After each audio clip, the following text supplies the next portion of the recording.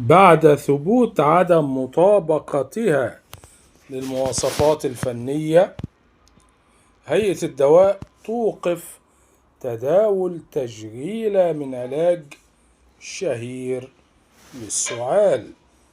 العلاج هو ميكوفيلين المقدم من شركة مصر للصناعات الدوائية، رقم التشغيلة 422015، بعد ثبوت عدم مطابقة التشغيلات للمواصفات الفنية المعتمدة من قبل معامل الهيئة.